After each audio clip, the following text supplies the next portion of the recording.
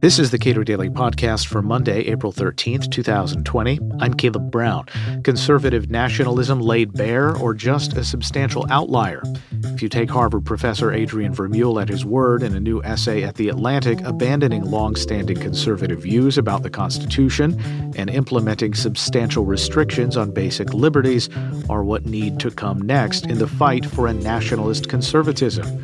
Naturally, that horrifies Reason Magazine's Stephanie Slade. We spoke last week. You and I have talked about national conservatism or conservative nationalism a couple of times now. And this piece by Adrian Vermeule from Harvard Law School, what do you make of it? I think it's frightening, but it's also actually, I tweeted this, it's kind of a gift to us because he, I think, is going farther than almost anybody on this sort of illiberal right in telling us exactly what that means to them. So last summer I guess it was early summer last year, we had the big, the great Amari French conflagration of 2019, in which the Washington Post opinion editor Sohrab Ahmari wrote this long, scathing article at First Things magazine, basically saying the classical liberal order has failed and it's time for conservatives, sort of traditionalist conservatives, to seize control of government and not be so afraid to use the power, the sort of strong arm of the federal government and the state, to enforce our conservatives' vision of morality on the country. And everybody freaked out, I think rightly so, including me. I wrote a long response at Reason. But then in subsequent months, as he was pressed, okay, well, what does that mean? What do you actually think the government should do? For example, what would you do about drag queen story hour, which is this great evil that sparked his rant in the first place, that was so evil in his view that he was willing to abandon his classical liberalism. And he had no answer. He said, well, I just think we need to think about being a little bit more comfortable with, we need to talk about the common good more. And it's like, that is not helpful at all. Adrian Vermeule, on the other hand, with this article, he has gone a lot farther at talking about what exactly it is he thinks that means. And it means things like abandoning a sort of originalist interpretation of the Constitution that says that we ought to care what the Constitution says and what the sort of framers believed it to mean. And instead, we should work backwards from the sort of traditionalist outcomes that we want, and figure out how to make a legal theory or a jurisprudence that justifies the things we want to do, up to and including speech restrictions, the establishment of religion. I mean, some pretty scary and aggressive stuff. So when he refers to common good constitutionalism, he's talking about a strong central government with, I mean, is he calling for not taking the Constitution seriously? I think so. I mean, so up until now, the sort of, to oversimplify things, there was always this sort of debate between the originalists on the right and the living constitutionalists on the left. And the originalists said we need to be faithful to what the framers intended and what the words of the Constitution say. And the living constitutionalists said we need to have room for this as society and circumstances progress. We need to allow the constitutions and our interpretations of the Constitution to evolve as well, to take into account changing circumstances. And to be honest with you, I am not like a doctrinaire originalist. I think I'm sympathetic to both arguments on both sides. But what both sides had more or less have always had in common was a belief that the Constitution is what it is, and we have an obligation to respect it. And we may have disagreements about the right interpretation, but we have some sort of obligation to sort of follow the document where it leads us, as opposed to what I hear Vermeule saying, and he was quite explicit about it in his article, which is originalism has failed conservatives, or it sort of had a good run when we were out of power. It was fine to demand that the liberals who were in power respect the text of the Constitution. But now that we have power, we have a majority of the Supreme Court, we have the president, so on and so forth. We ought to abandon originalism and essentially claim the right to do what we like, as long as it's in accordance with the common good, whether or not the words of the Constitution sort of, and he has the reasonable point, which is to say that the Constitution is fairly ambiguous in many places.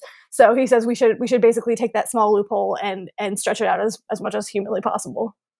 When he says common good, what is he referring to? Presumably, in line with other conservative nationalists, he views the family unit as the central organizing unit of society. He talks about individualism as, I guess, not a failure, but something that is not as important as you or I might view it. That's right, and it's sort of helpful to understand that Vermeule is a relatively recent Catholic convert, and the idea of the common good is a sort of, it has a long pedigree in Catholic social thought.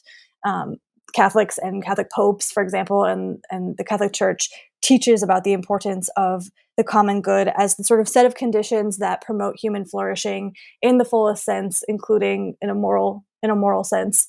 So when Vermeule is talking about the common good, he is thinking of a very Catholic conception of that idea, which is in part what you just said, and is very similar to what I think many conservatives, whether they're Catholic or not, would say about the primacy of the family. But this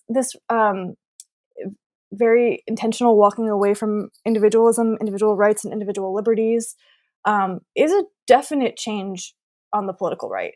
The nationalists are doing it as well. The Sohrab types, the Patrick Deneen types, the Yoram Hazanis. They're all doing this thing where they're saying, we tried individual liberty as one of the sort of main driving um, principles of the conservative right, and we don't really like where it's gotten us, and so we think we're going to abandon that and try something else. And this is just a very clear, remarkably clear and courageous statement of what that might look like. He writes, and you're not joking when you say that he's laying this out here explicitly. He writes, common good constitutionalism is also not legal liberalism or libertarianism. Its main aim is certainly not to maximize individual autonomy or to minimize the abuse of power, an incoherent goal in any event, but instead to ensure that the ruler has the power needed to rule well.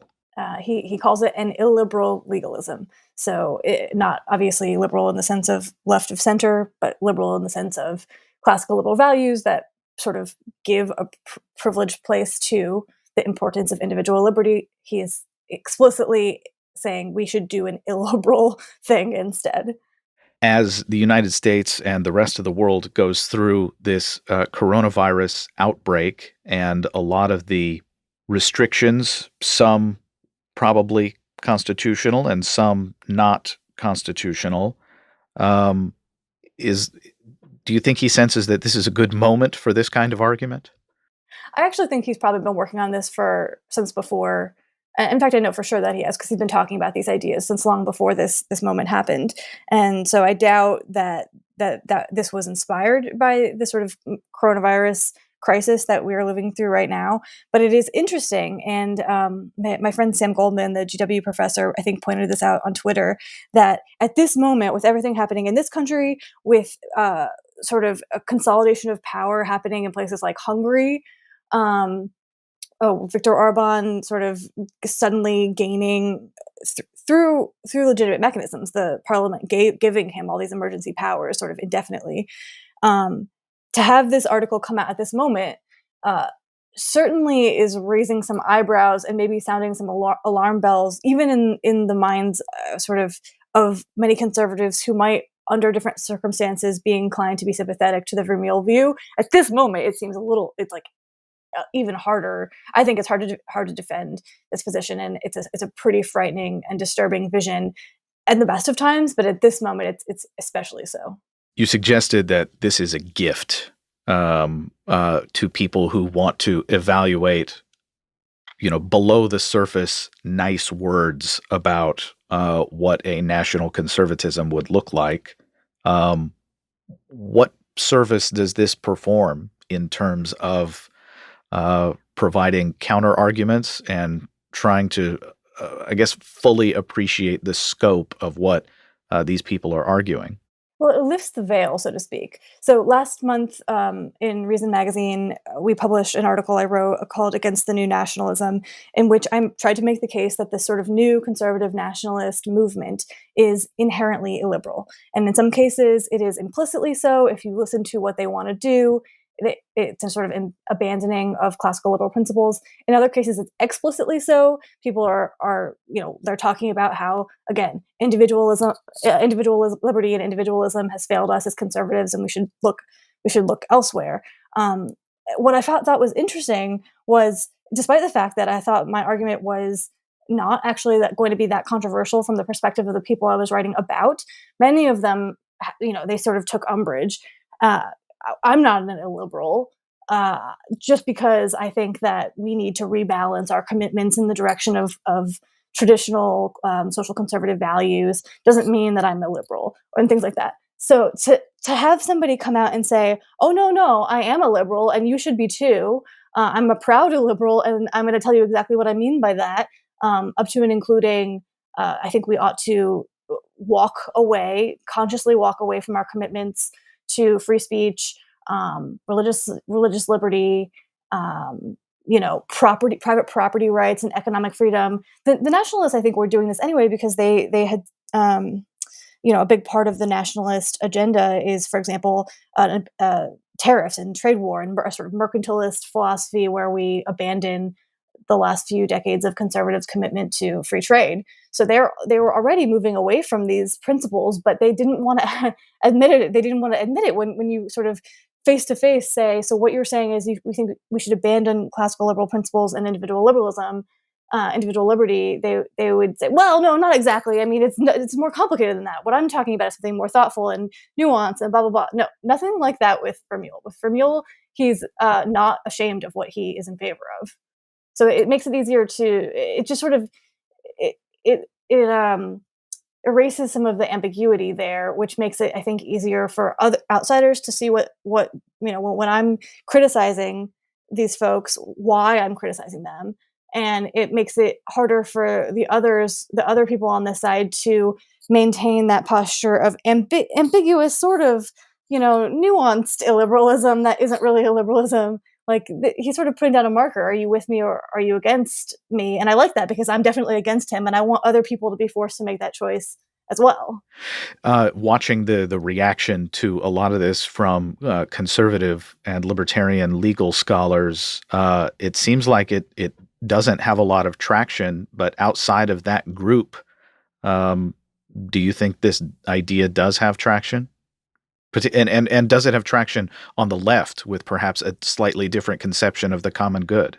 Maybe. I suppose the question is whether people on the left who, earlier I mentioned that up until now always been a sense that serious legal thinkers um, rejected the idea that you could work backwards from the results you wanted and come up with a legal philosophy that would get you to where you wanted to go. That's not a serious way of doing constitutional interpretation, or so it was accepted on both sides prior to this moment.